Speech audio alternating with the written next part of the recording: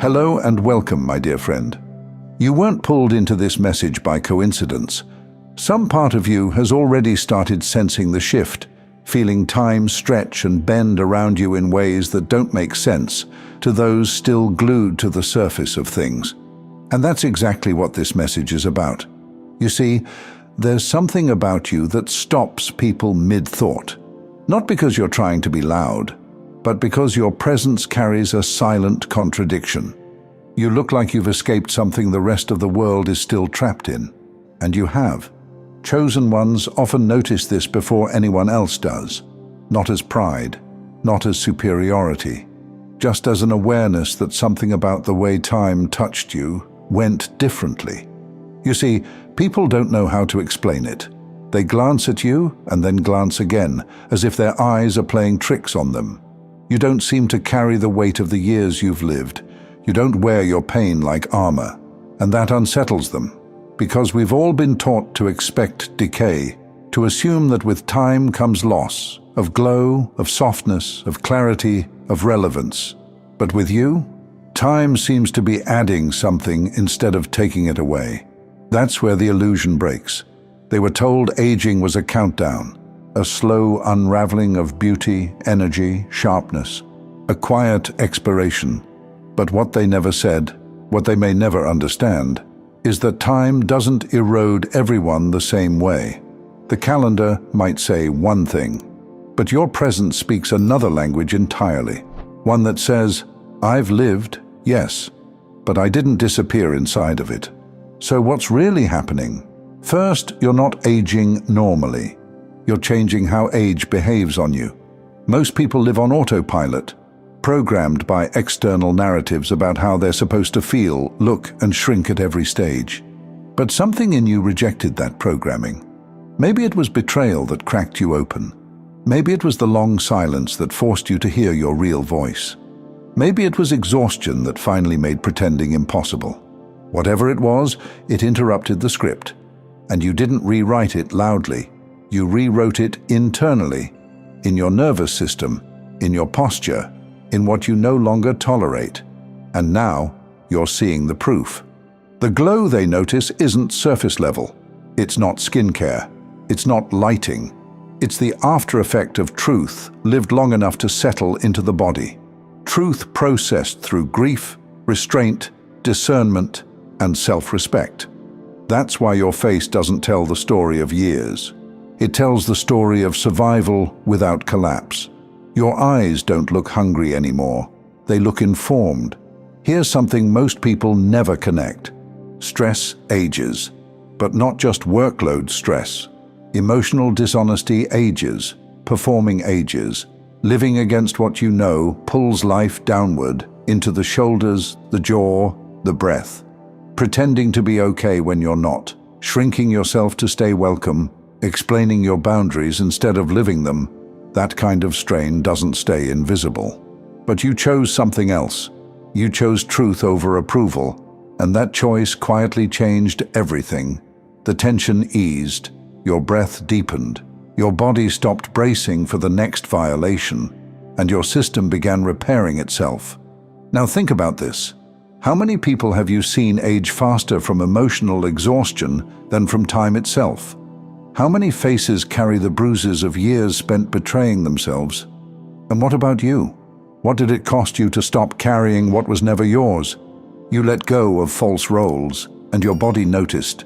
The inflammation dropped, not just physically, but existentially. Your presence became calmer, heavier, harder to rush. Chosen ones don't grow louder with age. They grow denser. You stopped trying to impress a world that never truly saw you, and the result wasn't invisibility. It was authority. Your face doesn't announce how many years you've lived.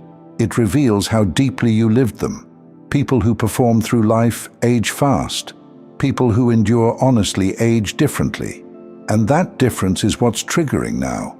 You didn't burn out. You burned off what wasn't real. What's left is rare, not flashy, not loud, just unmistakable. And rare things don't follow ordinary clocks. You're not ahead of time. You're not behind it. You're proof that time doesn't erase what's built correctly. And that, more than youth, more than beauty, more than speed, is what makes your age feel dangerous to those who hoped you would quietly fade. Now, here's the part they feel but can't articulate. Your age didn't just fail to weaken you, it removed your need to perform. Most people burn themselves up trying to stay visible. They chase relevance, approval, reassurance. They speak too soon, they explain too much. They stay busy so they don't have to sit with what they know isn't working. You stepped out of that pattern, not all at once, not dramatically, slowly, quietly, permanently, and when you did, something fundamental shifted. When you stopped chasing, your energy stopped scattering. When your energy stopped scattering, your body followed. Your movements became more economical. Your words fewer but heavier.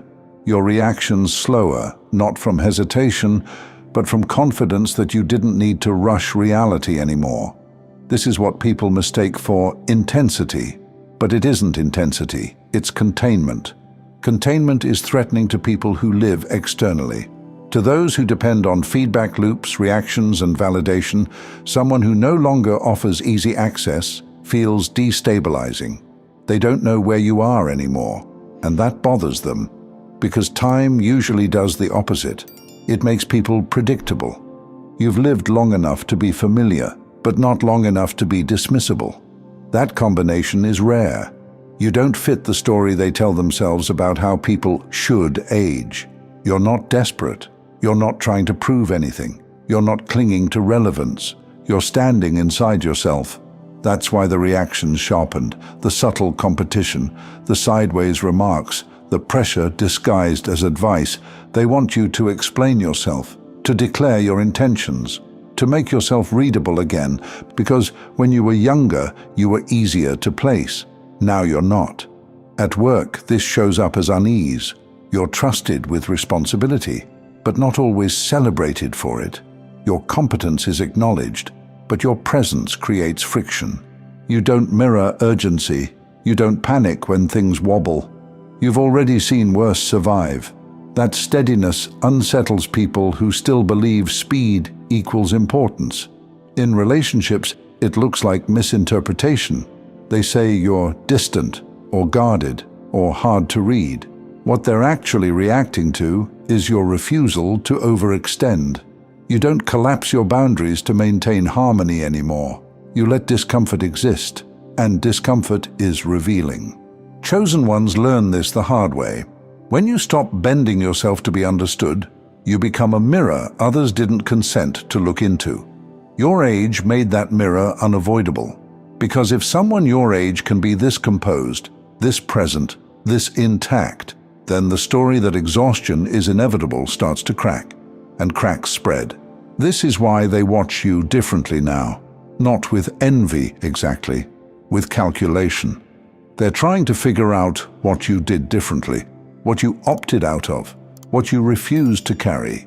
But the truth is uncomfortable, so they circle it instead. You didn't outwork time, you didn't outrun pain, you didn't bypass difficulty. You metabolized it. You let experiences finish their work instead of freezing them inside you. You didn't build an identity around survival. You allowed survival to change you, then you moved on. That's why your face looks the way it does. Not youthful, not hardened, resolved. Your features don't strain upward or pull downward. They rest where they are. There's no urgency in them, no hunger for recognition, just presence. Presence is rare, and rare things disrupt systems built on noise. This is also why your silence carries more weight now than your words ever did before. When you speak, it's not to fill space, it's to close a thought. When you listen, it's not passive, it's evaluative. You've lived long enough to know that not everything deserves access to you. That discernment is what time gave you, and that discernment is what others feel as threat. They expected you to become smaller with age, more agreeable, more predictable. Instead, you became harder to manipulate. You don't react on cue. You don't absorb projections. You don't chase emotional closure. You let things remain unfinished if they aren't real. That kind of self-trust rewrites the power dynamic in every room. People sense it immediately, even if they don't know what they're sensing. They feel that you're no longer negotiating your worth, and that's why your age isn't neutral anymore. It's evidence. Evidence that time doesn't automatically erode clarity. Evidence that endurance can sharpen instead of dull. Evidence that maturity, when lived honestly, creates gravity.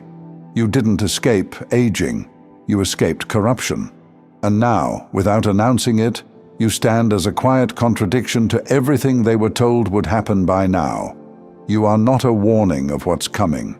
You are a demonstration of what's possible. Time didn't finish you. It finished with you. And what's left, this presence, this steadiness, this unhurried authority, is not fading. It's set. Thank you so much for taking this journey with me. If you found value in this message, please like the video and share it with others who might benefit. Don't forget to subscribe and continue your amazing journey by watching one of the videos showing on your screen that resonates with you the most. See you there.